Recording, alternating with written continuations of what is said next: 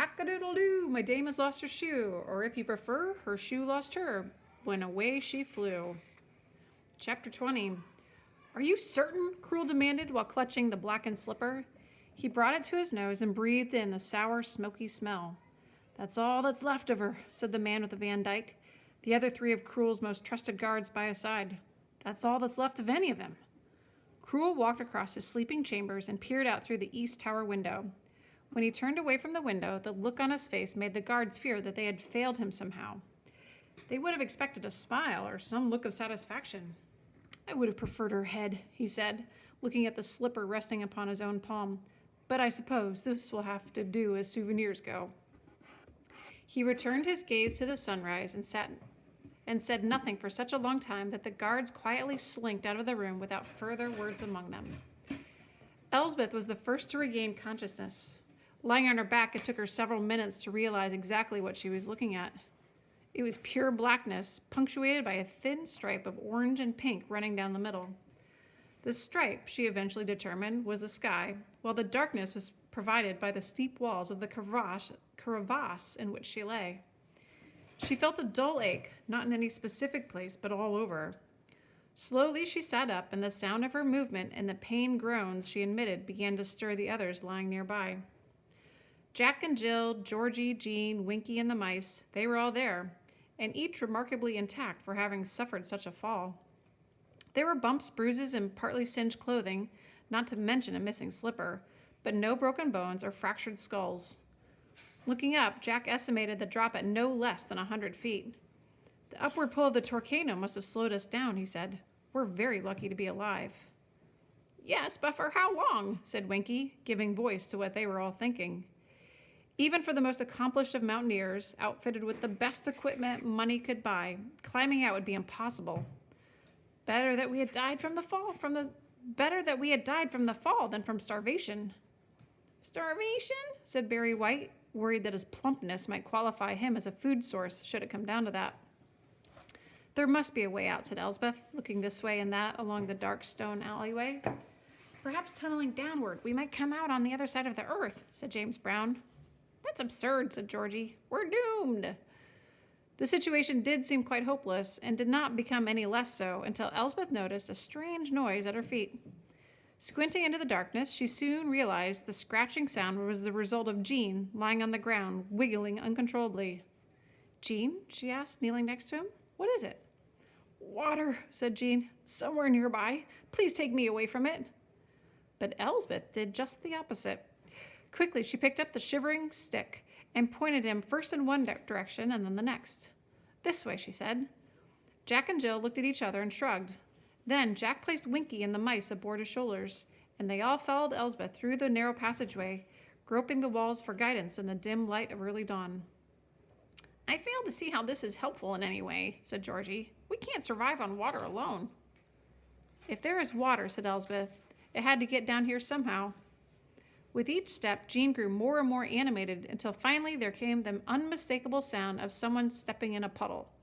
That someone was Elsbeth, and the puddle actually proved to be a small stream, running across their path from another crevasse that intersected their own at a right angle. Yes, said Elsbeth. Good job, Jean. What can I say? Jean replied. I do what I do. But which way now? Asked Jack, turning in a full circle to consider all four directions. Water runs downhill, said Elsbeth. This way. She took a sharp right, leading them upstream. As they walked, the small trickling of water slowly became faster, deeper, and wider. In 10 minutes' time, the underground creek covered Elsbeth's ankles, and in 10 more, it reached nearly to her knees. She bunched up the soaking wet gown and trudged onward, badly missing her old tennis shoes and her favorite pair of jeans. The rushing water directed them to another right turn, and then a left.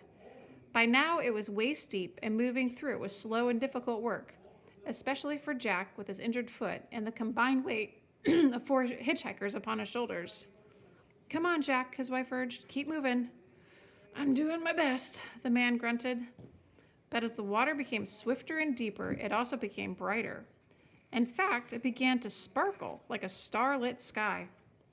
Elsbeth stopped and looked up to see a brilliant amber sun reflecting off a bubbling waterfall, which cascaded into the crevasse from the surface just 20 feet above. Hey, go close that door. We made it! You did it, Elsbeth, said Winky. The praise caused Jean to clear his throat. Yes, you too, Jean. You both did it. Though climbing up a 20-foot waterfall may have been easier than trying to scale the walls of a crevasse 5 times that height, it was still no simple task. The rocks were smooth and slimy in places, and a firmly planted foot could easily slide off or be forced away by the rushing water. Elsbeth had a particularly tough go of it, being that her left hand was full of bunched-up execution gown, while her right hand was full of Jean. One foot was bare, and the other was covered by a nearly useless silk slipper. Still, determination and anger spurred her on once more, until finally her eyes were hit with a flood of sunshine, spreading out over the tops of the trees that stood less than 100 feet away. The forest, she cried. Before she could climb any farther, Winky called out, Hold on! Kroll's army! They could be waiting for us!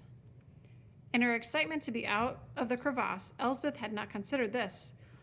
She turned slowly, like a groundhog, looking for its shadow, and was happy to report that she could see no sign of Kroll's army or of any other living thing. Unless you count rocks, sticks, and bushes, of course. They're gone, she announced. Maybe the Torcano reversed course and got them, said Winky. Elsbeth pulled herself out of the hole, and one by one the others joined her, each of them overjoyed to once again be on the surface of the earth. For some reason, they all just stood in the bright sunshine, allowing their wet clothes and cold bodies to draw in its warmth, while at the same time considering the horror that some of the king's horses and some of the king's men might have endured. Well, said Jack, if the Torcano did get them, that's 100 fewer we'll have to fight. Come on, said Jill. The suburbs are this way. They followed her into the shadows of the trees, and just before entering the forest, Elsbeth took one look back for friend or foe and came away both disappointed and relieved. As Elsbeth trudged on, it became increasingly difficult to stay focused and awake. She pined for her lavender room back home and her soft, spongy bed with its smooth sheets and pillow that sometimes smelled of West Coast rain. She even missed the mildewed, water-stained carpet. The longer they walked, the more familiar the path became, until finally Elsbeth recognized a particular willow just ahead. Hello, Manuel, said Jill to the guardian tree. Signora, he exclaimed. I was afraid I would never see you again. In Elsbeth's world, people sometimes use the term tree hugger to describe one who advocates for the environment. This was the first time she had ever seen a tree doing the hugging. Manuel wrapped his wispy branches around Jill and gave her a hearty squeeze. Little Robin Redbreast said you'd been sentenced to life in prison. We were, said Jill, and we'd still be there if King William hadn't arranged for our rescue. King William the umpteenth? Manuel replied. As Jack stepped forward, Manuel immediately noticed a small man perched upon his shoulder. His Majesty returns, he said with a gasp. Long live the king! Thank you, said Winky, pleased to have been addressed by that title for the first time in many years. But I won't officially be king again until this young lady rids us of that evil Kroll. Wait a minute, said Manuel. Are you saying she's... Our daughter, Jack said proudly. Your daughter? Said Manuel. But I thought that Kroll... He did, said Jill, but she survived, and here she is. This is little Jacqueline? Said Manuel. My name is Elsbeth, not Jacqueline, said Elsbeth, and I've only agreed to any of this because apparently it's the only way for me to get home. Speaking of which, before we get started, I'm going to need some rest. Winky nodded to Manuel. The tree pulled back its branches, and there was the encampment, just as Elsbeth had last seen it only 2 days prior. Loitering about was the same group as before, with one noticeable addition. Winky was the first to lay eyes upon the newcomer. Who, pray tell, is that? He asked, wide-eyed and loose-jawed. When Elsbeth caught sight of Dolly Two-Eyes sitting on a tree stump and playing chess with Bo Peep, she was initially angry. That anger was soon mixed with admiration as she watched the doll, now known as Farah, step onto the board and lug her queen knight to c6, which immediately prompted Bo Peep to capture it with her king rook. Yes, Elsbeth muttered. Now queen bishop a3. And when Farah did just that, Elsbeth said, Bowden's mate, absolutely brilliant. Yes, Winky agreed. She's a vision of loveliness. What, said Elsbeth? Who, her? She's a doll. You can say that again, said Winky. No, she's actually a doll, said Elsbeth. It's just an expression, said Winky. You didn't really have to say it again. You don't understand, said Elsbeth. She used to be my best friend.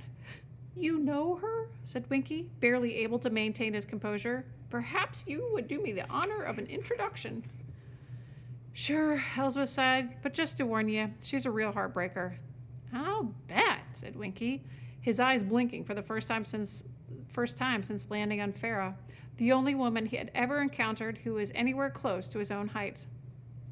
In addition, her near-complete lack of hair made him feel far less self-conscious about his own baldness. So engaged in pleasant conversation were Farah and Bo Peep that neither noticed that they had been approached until Elsbeth cleared her throat. Oh, hello, said Farah, sounding both guilty and offensive. I see you found a new chess partner, said Elsbeth, not even trying to hide her annoyance. Not a very good one, I'm afraid, chuckled Bo Peep. She's beaten me 9 times straight. What can I say, said Farah. After all, I learned from the best. Yeah, save it for someone who cares, said Elsbeth. Anyway, I just came over to introduce you to William. From the ground below, Winky offered a shy smile and a half wave. King William, Bo Peep gasped and jumped to her feet. Forgive me, I didn't see you there. Not to worry, said Winky. I'm used to it. Besides, I know you weren't expecting me. Did you say King William? Asked Farah. Yes, said Winky. William the umpteenth. I've heard wonderful things about you, the doll replied with a smile so sweet that it activated Elsbeth's gag reflex. A real man of the people, I'm told. I'm Farah. It is indeed a pleasure to meet you, said Winky. Oh, but the pleasure is all mine, cooed Farah. Elsbeth's tolerance for this type of talk was quite low to begin with. Being that it involved her former best friend fawning over someone who's not her made it downright unbearable. I'll leave you two to get acquainted, she snipped. But Winky would have to wait to further acquaint himself with Farah because word of his return had spread throughout the encampment. The tiny former king was soon surrounded by his loyal subjects, many of whom had supposed he must be dead. And while William the umpteenth basked in adulation, he was not the only one to be lavished with attention. Looking out across the compound, Elsbeth spied Jack and Jill, who were busy receiving warm greetings from many people and one non-person, namely a very self-involved wheel of cheese. Don't ever do that again. You had the cheese worried sick, said the cheese. It was obvious that Jack and Jill were among the more well-liked residents of the suburbs, or Loserville, as Elsbeth decided it should be called. She wondered what it must be like to be so popular, to have so many people light up just at the sight of you. What have we here? Boomed a voice she immediately recognized. She turned to see Dumpty, smiling as broadly as the hardened scars on his face would allow. I had a feeling you'd be back, and I see you've managed to bring your parents with you. What? Said Elsbeth. You mean you've known about that all along? Not all along, said Dumpty, but once I went back and checked the book, it was quite obvious. You should take a look at page 35 when you get a chance. Lack of chubbiness aside, it's quite a remarkable likeness. Yes, I've seen it, said Elsbeth. At the trial. Trial? I was accused of treason, or for thinking about treason. I don't know. Anyway, Cruel was planning to execute me in 3 days, when luckily the mice showed up to rescue us. Must have been terribly traumatic for you, said Dumpty. The important thing is that you all got out in one piece. Actually, said Elsbeth, scanning the treetops one last time, not all of us, I'm afraid. The news of Fergus's death turned out to be much harder on Dumpty than Elsbeth had imagined it would. While Dumpty may have found the owl annoying, and at times unbearably so, the two, as it turns out, were very old friends. They'd grown up together, and Dumpty had even served as best man at Fergus and Vera's wedding. I'm sorry, said Elsbeth. She placed a hand on Dumpty's arm. If it weren't for me, if I had listened to you about going to the castle... No, said Dumpty, turning away momentarily. You did what you had to do. There came a couple of long, wet sniffs before he was able to continue. It's not your fault. War is a nasty business. These things are just some of the many unsavory aspects. When he turned back to Elsbeth, his eyes were noticeably red, and he appeared anxious to change the subject.